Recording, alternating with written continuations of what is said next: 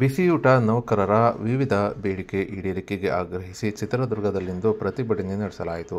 ಇನ್ನು ಕರ್ನಾಟಕ ರಾಜ್ಯ ಅಕ್ಷರ ದಾಸೋಹ ನೌಕರರ ಸಂಘ ಚಿತ್ರದುರ್ಗ ಜಿಲ್ಲಾ ಸಮಿತಿ ವತಿಯಿಂದ ಗುರುವಾರ ಮಧ್ಯಾಹ್ನ 1 ಗಂಟೆಗೆ ನಗರದ ಪ್ರವಾಸಿ ಮಂದಿರದಿಂದ ಜಿಲ್ಲಾ ಪಂಚಾಯತ್ ಕಚೇರಿವರೆಗೆ ಮೆರವಣಿಗೆ ಮೂಲಕ ಬಂದು ಪ್ರತಿಭಟನೆ ನಡೆಸಿ ಜಿಲ್ಲಾ ಪಂಚಾಯತ್ನ ಅಧಿಕಾರಿಗಳಿಗೆ ಮನವಿ ಸಲ್ಲಿಸಿದ್ದಾರೆ. ಇನ್ನು ಬಿಸಿಯೂಟ ನೌಕರರಿಗೆ ವೇತನ ಹೆಚ್ಚಳ ಮಾಡಬೇಕು.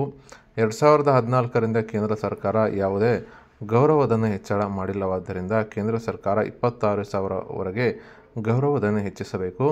ಹೆಚ್ಚಿಸುವ ತನಕ ಕೇರಳ, ಪಾಂಡಿಚೇರಿ, ತಮಿಳುನಾಡು, ಹರಿಯಾಣ ರಾಜ್ಯದಲ್ಲಿ ಇರುವಂತೆ 7,000ದಿಂದ 12,000 ವೇತನ ಕೊಡಬೇಕು. ಈಗಾಗಲೇ ಹಣಕಾಸು ಇಲಾಖೆ ಒಪ್ಪಿಕೊಂಡಿರುವ ನಿವೃತ್ತಿಯಾದವರಿಗೆ ಇಡಿಗಂಟು ಕೂಡಲೇ ಜಾರಿ ಆಗಬೇಕು. ಇನ್ನು ಸಾದಿಲ್ವಾರು ಜಂಟಿ ಖಾತೆ ಜವಾಬ್ದಾರಿಯನ್ನು ಮುಖ್ಯ ಅಡುಗೆ ನೌಕರರಿಗೆ ಎಸ್ಡಿಎಂಸಿಗೆ ವರ್ಗಾವಣೆ ಮಾಡಿರುವ ಕ್ರಮ ವಾಪಸ್ಸಾಗಬೇಕು. ಇನ್ನು ಖಾತೆಯ ಮೊದಲಿನಂತೆಯೇ ಬದಲಾಯಿಸಬೇಕು. ಅಡುಗೆ ಕೇಂದ್ರಗಳು ಸುಸಜ್ಜಿತವಾಗಿ ಇಲ್ಲದ ಕಡೆ ಉತ್ತಮ ಅಡುಗೆ ಕೇಂದ್ರಗಳನ್ನು ನಿರ್ಮಿಸಬೇಕು ಹಾಗೂ ಕ್ರಿಮಿಕೀಟಗಳು ಬರದ ರೀತಿಯಲ್ಲಿ ಅಡುಗೆ ಕೇಂದ್ರಗಳ ಸುತ್ತ ಸೂಕ್ತ ವಾತಾವರಣ ಸೃಷ್ಟಿಸಬೇಕು.